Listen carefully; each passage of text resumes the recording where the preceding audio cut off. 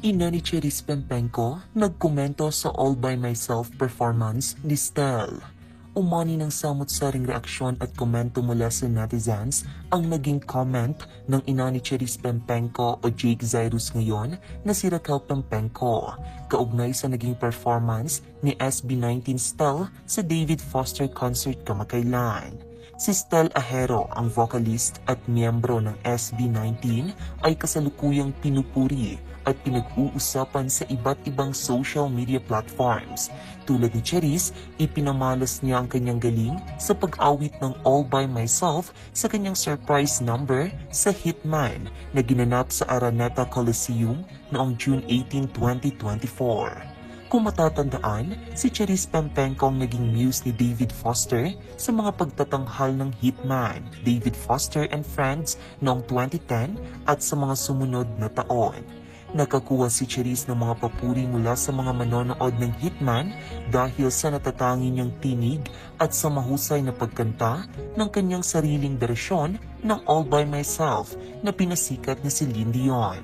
Ang mga papuring natatanggap ni Stel ngayon ang dahilan kaya't pabirong nagkomento si Raquel Pempenko, ina ni Cherise, tungkol dito. Sa kanyang Facebook post ngayong Biyernes ng umaga, June 21, 2024, sinabi ni Raquel, "Gulatin mo din mga tao, mag-Cherise Pempenko ka ulit. Joke lang, pero in fairness, magaling si Stel Ahero.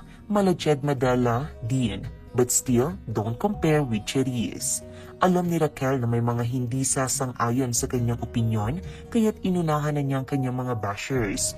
"Oops, just saying lang ha, it's my own opinion. Dadami na naman basher ko. Peace yo."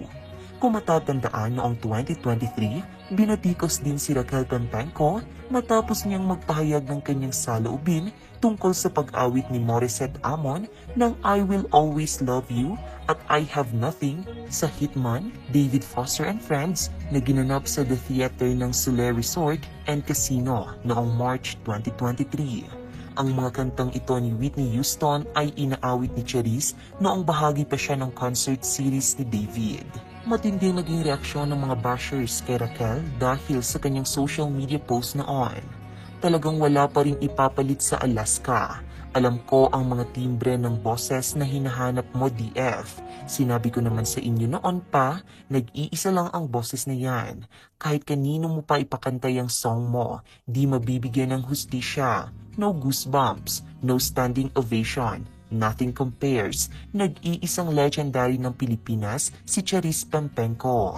Samantala, agad namang inulan ng pangbabatikos ang naging pahayag ni Raquel tungkol kay Stel at pagkumpara nito sa kanyang anak. "Those were the days, Raquel. Wala na, Cherise, tanggapin mo yan. And support new artist na lang. Wala na po si Cherise, huwag ka na mangarap, Ate Raquel.